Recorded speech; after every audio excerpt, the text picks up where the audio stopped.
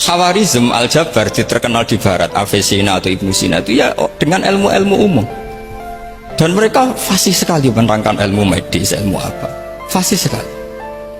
Sehingga ketika sekarang teknologi katanya adanya di barat, di Eropa, sebenarnya mereka itu kagum sama Islam. Karena mereka ngakui bahwa di antara ilmu itu dari Islam, zaman Khawarizm, zaman Al-Jabar, zaman Avicenna, zaman Ibnu Rus dan sebagainya. Saya beri sekian contoh, dan ini saya bilang tanyakan ke orang kafir yang paling inat, paling lacip di dunia. Tanyakan ayat ini, pasti artinya seperti ini. Yaitu ketika ada fenomena likuifaksi, tentu kalau di Jogja kan ada grup ilmiah, mereka tanya saya, Pak, apa ada teori manusia itu ditenggelamkan di bumi? Yang teori, bukan kasus, bukan peristiwa sejarah. Kalau peristiwa sejarah kan ada korun. Saya ditanya gitu tuh saya jawab, aamin tuman fis-sama ayakhsifa bikumul ardo fa idza hiya tamur. Apa kamu merasa aman di dunia sementara pengendali langit, man fis-sama itu pengendali langit?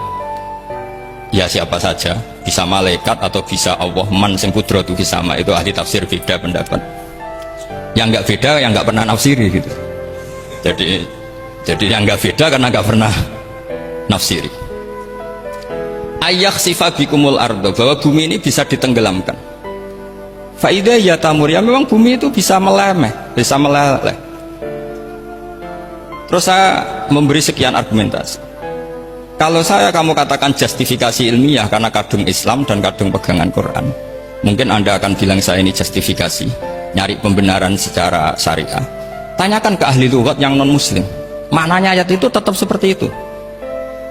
Begitu juga misalnya ayat wal ardi dzatis sodq, dan bumi yang berkarakter bisa retak. Sodqun itu retak. Dulu kita hanya punya contoh, misalnya biji-bijian jagung yang lembek, yang lemah, dan bumi yang keras, atau ketela atau bengkoang itu. Ternyata dengan segala kelemahan ini, biji-bijian ini bisa merekah, dan buminya yang ngalah memberi ruang. Dulu ulama hanya nyontohkan tadi, misalnya kalfinto, apa saja yang bisa bumi mengalah dengan proses tumbuhnya tanam. Tapi itu kan qaulul mufassir. Kenangan saya ngaji ya, makanya saya bangga sekali sebagai murid beliau. Saya memberi gelar beliau al-faqih al-mufassir, faqih betul karena beliau putra Abu Zubair yang ma'ruf bil fikhi, dan al-mufassir beliau itu murid Said Alawi yang ngarang takriran Faidul Khabir itu dengan Habib Muhsin al-Musawa itu.